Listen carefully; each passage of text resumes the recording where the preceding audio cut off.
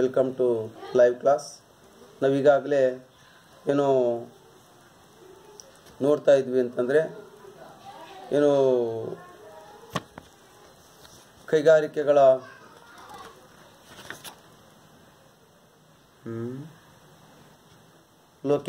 ಲೊಕ್ಯಾಲಿಜೇಷನ್ plan location of ಇಂಡಸ್ಟ್ರಿಯನ್ನು ನೋಡ್ತಾ ಇದ್ವಿ. ಈಗ ನಾವು ನೋಡಬೇಕಾಗಿರ್ತಕ್ಕಂಥದ್ದು ಕೈಗಾರಿಕೆಗಳ ಕೇಂದ್ರೀಕರಣವನ್ನು ನಿರ್ಧರಿಸುವಂಥ ಅಂಶಗಳು ಅಥವಾ ಕಾರಣಗಳು. ಕೈಗಾರಿಕೆಗಳ ಕೇಂದ್ರೀಕರಣವನ್ನು ನಿರ್ಧರಿಸುವಂಥ ಅಂಶಗಳು ಅಥವಾ ಕಾರಣಗಳು. Factors causes governing localization of industries. Localization of industries ಕೈಗಾರಿಕೆಗಳ ಕೇಂದ್ರೀಕರಣವನ್ನು ನಿರ್ಧರಿಸುವ ಅಂಶಗಳು ಅಥವಾ ಕಾರಣಗಳು. ಪಾಯಿಂಟ್ ನಂಬರ್ 1 ಅಥವಾ ಕ್ಯಾಪಿಟಲ್ ಲೆಟರ್ ಎ, ನೈಸರ್ಗಿಕ ಅಂಶಗಳು, ನ್ಯಾಚುರಲ್ ಫ್ಯಾಕ್ಟರ್ಸ್. ಇಲ್ಲಿ ನೈಸರ್ಗಿಕ ಅಂಶಗಳನ್ನು ಆಧರಿಸಿಕೊಂಡು ಕೈಗಾರಿಕೆಗಳು ಕೇಂದ್ರೀಕರಣ ಆಗ್ತವೆ. ಇಲ್ಲಿ ನೈಸರ್ಗಿಕ ಸಂಪನ್ಮೂಲಗಳು, ಹವಾಮಾನದ ಸ್ಥಿತಿಗತಿ, ಪರಿಸರದ ಸ್ಥಿತಿಗತಿ ಇನ್ನು ಮೊದಲಾದಂಥ ಅಂಶಗಳನ್ನು ಒಳಗೊಂಡಿರ್ತದೆ. ಅಂಥ ಅಂಶಗಳು ಏನು ನೈಸರ್ಗಿಕ ಅಂಶಗಳು. ಪಾಯಿಂಟ್ ನಂಬರ್ 1 ಕಚ್ಚಾ ಸರಕುಗಳು ದೊರಕುವಿಕೆ, ಅವೈಲೇಬಿಲಿಟಿ ಆಫ್ ರಾ ಮಟೀರಿಯಲ್ಸ್. ಇಲ್ಲಿ ಕಚ್ಚಾ ಸರಕು ವಿವಿಧ ರೀತಿಯಾಗಿರ್ತಕ್ಕಂಥ ಶಕ್ತಿಯ ಪೂರೈಕೆ ಪವರ್ ಸಪ್ಲೈ, ನೀರಿನ ಪೂರೈಕೆ ವಾಟರ್ ಸಪ್ಲೈ, ಅನುಕೂಲ ಹವಾಮಾನ ಕ್ಲೈಮೇಟ್ ಕಂಡೀಷನ್, ಮಾರುಕಟ್ಟೆ ವ್ಯವಸ್ಥೆ ಮಾರ್ಕೆಟಿಂಗ್ ಸಿಸ್ಟಮ್ ಆರ್ ಫೆಸಿಲಿಟಿ, ಇವೆಲ್ಲವುಗಳು ನೈಸರ್ಗಿಕವಾಗಿರ್ತಕ್ಕಂಥ ಅಂಶಗಳನ್ನು ಅವಲಂಬಿಸಿಕೊಂಡು ಏನು ಕಚ್ಚಾ ಸರಕು ದೊರಕುವಿಕೆಯಲ್ಲಿ ಕಂಡುಬರ್ತಕ್ಕಂಥ ಅಂಶಗಳು. ಹಾಗಾಗಿ ಉದಾಹರಣೆಗೆ ಕಚ್ಚಾ ಸರಕು ದೊರಕುವಿಕೆ ಅಂತಕ್ಕಂಥದ್ದು ಏನಿದೆಲ್ಲ, ಕಚ್ಚಾ ಸರಕು ದೊರಕುವಿಕೆ ಇರುವಂಥ ಕಡೆ ಉದ್ಯಮಗಳು ಸ್ಥಾಪಿಸಲ್ಪಡ್ತವೆ. ಹಾಗಾಗಿ ಬಾಂಬೆಯಲ್ಲಿ ಹತ್ತಿ ಬಟ್ಟೆ ಕೈಗಾರಿಕೆ ಹೆಚ್ಚಿದೆ ಎಂದರೆ ಅಲ್ಲಿ ಯಾಕೆ ಎಂದರೆ ಅಲ್ಲಿ ಉದ್ಯಮಕ್ಕೆ ಅನುಕೂಲವಾಗಿರ್ತಕ್ಕಂಥ ವಾತಾವರಣ, ಕಚ್ಚಾ ಸರಕು ದೊರಕುವಂಥದ್ದು ಇದೆ. ಅದೇ ರೀತಿ ಪಶ್ಚಿಮ ಬಂಗಾಳದಲ್ಲಿ ಸೆಣಬು ಹೆಚ್ಚಿನ ಪ್ರಮಾಣದಲ್ಲಿ ದೊರಕುತ್ತದೆ. ಹಾಗಾಗಿ ಅಲ್ಲಿ ಹೆಚ್ಚು ಉದ್ಯಮಗಳು ಇರುವಂಥದ್ದು. ಹಾಗೆಯೇ ಏನು ಹೊಸಪೇಟೆಯಲ್ಲಿ ಅಧಿಕ ಪ್ರಮಾಣದಲ್ಲಿ ಏನು ಮ್ಯಾಗ್ನೀಸ್, ಕಬ್ಬಿಣ ಅದಿರನ್ನು ತಯಾರು ಮಾಡಲಿಕ್ಕೆ ಬೇಕಾಗ್ತಕ್ಕಂಥ ಮ್ಯಾಗ್ನೀಸ್ ದೊರಕುತ್ತದೆ. ಹಾಗಾಗಿ ಆ ಉದ್ಯಮಗಳು ಅಲ್ಲಿ ಹೆಚ್ಚು ಪ್ರಮಾಣದಲ್ಲಿ ಇರುವಂಥದ್ದು, ಕಬ್ಬಿಣದ ಉದ್ಯಮಗಳು ಇರುವಂಥದ್ದು ಕಂಡು ಬರ್ತದೆ. ಇನ್ನು next point capital letter B, ಆರ್ಥಿಕ ಅಂಶಗಳು, ಎಕನಾಮಿಕ್ ಫ್ಯಾಕ್ಟರ್ಸ್. ಈ ಆರ್ಥಿಕ ಅಂಶಗಳಲ್ಲಿ ಕಚ್ಚಾ ಸರಕುಗಳ ಸಾಮೀಪ್ಯ, ಕಚ್ಚಾ ಸರಕುಗಳ ಸಾಮೀಪ್ಯ, ನಿಯರ್ನೆಸ್ ಟು ರಾ ಮಟೀರಿಯಲ್ಸ್. ಇಲ್ಲಿ industrial requiring bulky raw materials are established near the sources of raw materials in order to avoid unnecessary transport cost. ಇಲ್ಲಿ ಅನವಶ್ಯಕವಾಗಿ ಸಾರಿಗೆ ವೆಚ್ಚದ ಪ್ರಮಾಣ ಹೆಚ್ಚಳ ಆಗದೇ ಇರತಕ್ಕಂಥ, ಇಲ್ಲಿ ಅನವಶ್ಯಕವಾಗಿರ್ತಕ್ಕ ಅನ್ನೆಸೆಸರಿ ಟ್ರಾನ್ಸ್ಪೋರ್ಟ್ ಕಾಸ್ಟನ್ನು ಕಡಿತ ಮಾಡ್ತಕ್ಕಂಥದ್ದು ಉದ್ದಿಮೆಯ ಉದ್ದೇಶ ಆಗಿರ್ತದೆ. ಹಾಗಾಗಿ ಏನು ನಿಯರ್ನೆಸ್ ಟು ರಾ ಮಟೀರಿಯಲ್ಸ್ ಅನ್ನು ನೋಡಿಕೊಳ್ತಕ್ಕಂಥದ್ದು ಕಂಡು ಬರ್ತದೆ, ಕಚ್ಚಾ ಸರಕುಗಳ ಸಾಮೀಪ್ಯ. ಪಾಯಿಂಟ್ ನಂಬರ್ 2 ಇಂಧನ ಮತ್ತು ಚಾಲಕ ಶಕ್ತಿಯ ಸಾಮೀಪ್ಯ. ಇಂಧನ ಮತ್ತು ಚಾಲಕ ಶಕ್ತಿಯ ಸಾಮೀಪ್ಯ. Nearness to power.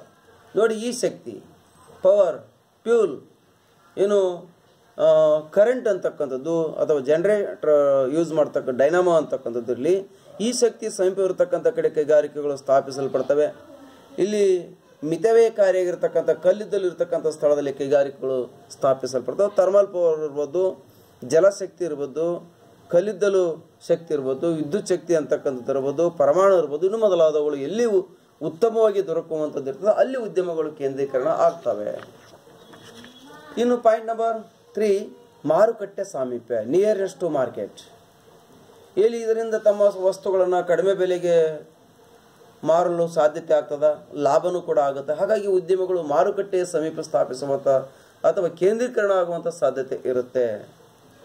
Point number 4 ಬಂಡವಾಳ ಮತ್ತು ಕುಶಲ ಕಾರ್ಮಿಕರ ಲಭ್ಯತೆ, availability of capital and skilled labours. ಎಲ್ಲಿ ಉತ್ತಮವಾದಂಥ ಬಂಡವಾಳ ದೊರೀತದೋ, ಎಲ್ಲಿ ಉತ್ತಮವಾಗಿರ್ತಕ್ಕಂಥ ಸ್ಕಿಲ್ಡ್ ಲೇಬರ್ಸ್, ಬುದ್ಧಿವಂತ ಕಾರ್ಮಿಕರು, ತಲೆ ಇರ್ತಕ್ಕಂಥ ಜ್ಞಾನವಂತ ಕಾರ್ಮಿಕರು ಸಿಗುವಂಥ ಸ್ಥಳದಲ್ಲಿ ಉದ್ಯಮಗಳು ಕೇಂದ್ರೀಕೃತವಾಗ್ತದೆ.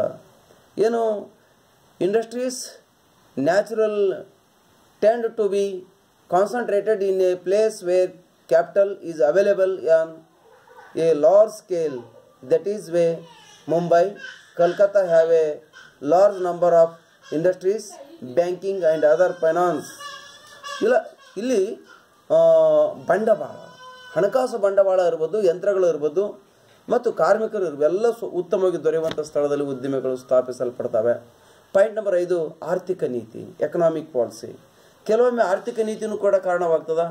ಕೆಲವು ಪ್ರದೇಶದಲ್ಲಿ ಕೈಗಾರಿಕೆ ಸ್ಥಾಪಿಸಿದರೆ ಬೆಳವಣಿಗೆ ಹೊಂದಿ ಆರ್ಥಿಕ ಅಭಿವೃದ್ಧಿಯನ್ನು ಸಾಧಿಸ್ಬೋದು, ಅಥವಾ ಆರ್ಥಿಕ ನೀತಿಯಲ್ಲಿ ಆ ಪ್ರದೇಶದಲ್ಲಿ ಉದ್ದಿಮೆಯನ್ನು ಸ್ಥಾಪನೆ ಮಾಡೋದ್ರಿಂದ ಏನಾದರೂ ರಿಯಾಯಿತಿಗಳು ಸಿಗುವಂಥ ಸಾಧ್ಯತೆಯೂ ಕೂಡ ಇರಬಹುದು. ಇನ್ನು ಪಾಯಿಂಟ್ ಕ್ಯಾಪಿಟಲ್ ಲೆಟರ್ ಸಿ, ರಾಜಕೀಯ ಅಂಶಗಳು, political factors. Sometimes political patronage plays an important part in the establishment of industries in a certain place. ಇಲ್ಲಿ ಕೈಗಾರಿಕೆ ಸ್ಥಾಪನೆ ಮಾಡಲಿಕ್ಕೆ ರಾಜಕೀಯ ಅಂಶಗಳು ಕೂಡ ಕಾರಣವಾಗ್ತವೆ. ರಾಜಕೀಯ ಪ್ರೋತ್ಸಾಹ, ಪ್ರೇರಣೆ, ಪೋಷಣೆ, ಕೈಗಾರಿಕೆ ಬೆಳೆದು ಬರುವಂತೆ ಉತ್ತೇಜನ ನೀಡುವಂಥದ್ದು, ಸರ್ಕಾರದ ತೆರಿಗೆ ರಿಯಾಯಿತಿ, ಅಗ್ಗದ ದರದಲ್ಲಿ ವಿದ್ಯುತ್ತು, ನೀರು ಪೂರೈಕೆ, ಕಚ್ಚಾ ಸರಕುಗಳು, ಬಂಡವಾಳದ ಪೂರೈಕೆ ಮೊದಲಾದವುಗಳು ರಾಜಕೀಯ ಕಾರಣದಿಂದಲೂ ಕೂಡ ಆಗುವಂಥ ಸಾಧ್ಯತೆ ಇರ್ತದೆ. ಈ ಕಾರಣದಿಂದ ಕೈಗಾರಿಕೆಗಳು ಕೇಂದ್ರೀಕೃತವಾಗುವಂಥ ಸಾಧ್ಯತೆ ಇರುತ್ತೆ ಕೆಲವೊಂದು ಪ್ರದೇಶದಲ್ಲಿ. ಹೀಗೆ ರಾಜಕೀಯ ಒತ್ತಡದಿಂದ ಕೆಲವು ಪ್ರದೇಶದಲ್ಲಿ ಕೈಗಾರಿಕೆಗಳು ಕೇಂದ್ರೀಕರಣ ಆಗುವಂಥ ಸಾಧ್ಯತೆಯೂ ಕೂಡ ಇರುತ್ತೆ. ಇವು ಕೈಗಾರಿಕೆಗಳ ಕೇಂದ್ರೀಕರಣಕ್ಕೆ ಕಾರಣವಾಗಿರ್ತಕ್ಕಂಥ ಅಂಶಗಳು. ಇಲ್ಲಿ ಸ್ಥಳೀಕರಣದ ಅನುಕೂಲತೆಗಳೇನು? Advantages of location, advantages of localization. ಸ್ಥಳೀಕರಣದ ಅನುಕೂಲತೆ ಏನಂತಂದರೆ ಪಾಯಿಂಟ್ ನಂಬರ್ 1, ಸ್ಥಳದ ಖ್ಯಾತಿ ಹೆಚ್ಚಳವಾಗ್ತದೆ. ಅಂದರೆ ಆ ಸ್ಥಳದಲ್ಲಿ ಉದ್ಯಮ ಆಗೋದ್ರ, ಸ್ಥಾಪನೆ ಆಗೋದ್ರಿಂದ ಅದರ ಖ್ಯಾತಿ ಹೆಚ್ಚಳವಾಗುತ್ತೆ. ರೆಪ್ಯುಟೇಷನ್. ಪಾಯಿಂಟ್ ನಂಬರ್ 2, ಕಾರ್ಮಿಕರ ಸುಲಭ ಲಭ್ಯತೆ, ಸ್ಪೆಷಲೈಸ್ಡ್ ಲೇಬರ್ಸ್. ಇಲ್ಲಿ ಕಾರ್ಮಿಕರು ಸುಲಭವಾಗಿ ಲಭ್ಯವಾಗುವಂಥ ಸಾಧ್ಯತೆ ಇರುತ್ತೆ. ಸ್ಥಳೀಕರಣದ ಒಂದು ಕಡೆ ಕೈಗಾರಿಕೆಗಳು ಸ್ಥಾಪನೆ ಆಗ್ತಾ ಇರೋದ್ರಿಂದ ಕೇಂದ್ರೀಕೃತವಾದಂಥ ಸ್ಥಳದಲ್ಲಿ ಎಲ್ಲ ಪ್ರಕಾರದ ಕಾರ್ಮಿಕರು ದೊರೆತಾರೆ. ಮೇಲ್, ಫಿಮೇಲ್, ಸ್ಕಿಲ್ಡ್, ನಾನ್ ಸ್ಕಿಲ್ಡ್, ಟೆಕ್ನಿಕಲ್ ಲೇಬರ್ಸ್ ಕೂಡ ದೊರೀತಾರೆ. ಪಾಯಿಂಟ್ ನಂಬರ್ 3, ಸಾರಿಗೆ ಸಂಪರ್ಕಗಳ ಅಭಿವೃದ್ಧಿ. ಎಲ್ಲಿ ಉದ್ಯಮಗಳು ಸ್ಥಳ ನಿರ್ದೇಶನವಾಗುತ್ತೋ ಅಲ್ಲಿ ಸಾರಿಗೆ ಸಂಪರ್ಕದ ಅಭಿವೃದ್ಧಿ ಆಗುತ್ತೆ. Development of transport and communication, ಸಾರಿಗೆ ಸಂಪರ್ಕದ ಅಭಿವೃದ್ಧಿ. ಹಾಗೆಯೇ ಹಣಕಾಸಿನ ಸಂಸ್ಥೆಗಳ ಅಭಿವೃದ್ಧಿ, ಡೆವಲಪ್ಮೆಂಟ್ ಆಫ್ ಫೈನಾನ್ಷಿಯಲ್ ಇನ್ಸ್ಟಿಟ್ಯೂಷನ್ಸ್. ಸ್ಥಳ ನಿರ್ದೇಶನ ಆದಂಥ ಸ್ಥಳದಲ್ಲಿ ಇಂಥ ಸಂಸ್ಥೆಗಳು ಬೆಳವಣಿಗೆ ಆಗ್ತವೆ. ಫೈನಾನ್ಷಿಯಲ್ ಇನ್ಸ್ಟಿಟ್ಯೂಷನ್ಸ್, ಹಣಕಾಸು ಸಂಸ್ಥೆಗಳು, ಬ್ಯಾಂಕು ಸಂಸ್ಥೆಗಳು. ಪಾಯಿಂಟ್ ನಂಬರ್ 5, ಉಪವಸ್ತುಗಳ ಉಪಯೋಗ, ಯುಟಿಲೈಸೇಷನ್ ಆಫ್ ಬೈ ಪ್ರಾಡಕ್ಟ್ಸ್. ಇಲ್ಲಿ ಬೇರೆ ಬೇರೆ ಸಿದ್ಧ ವಸ್ತು ರೆಡಿ ಆದ ಅದಕ್ಕೆ ಕೆಲವೊಂದು ಕಚ್ಚಾ ಸರಕು ಅಥವಾ ವೆಸ್ಟೇಜ್ ಅಂತಕ್ಕಂಥದ್ದು ಇರುತ್ತೆ. ಕಬ್ಬಿನ ಚಲ್ಟ ಬರ್ತದೆ, ಕಾಕಂಬಿ ಅಂತಕ್ಕಂಥದ್ದು ಬರ್ತದೆ, ಮತ್ತು ಬೇರೆ ಬೇರೆ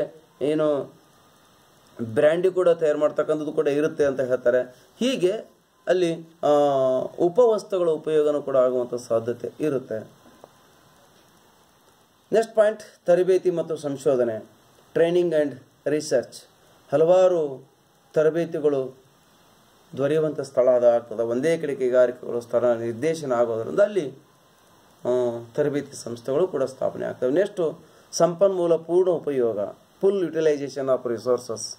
ಸಂಪನ್ಮೂಲ ಪೂರ್ಣವಾಗಿ ಉಪಯೋಗ ಆಗುವಂಥ ಸಾಧ್ಯತೆ ಇರುತ್ತೆ.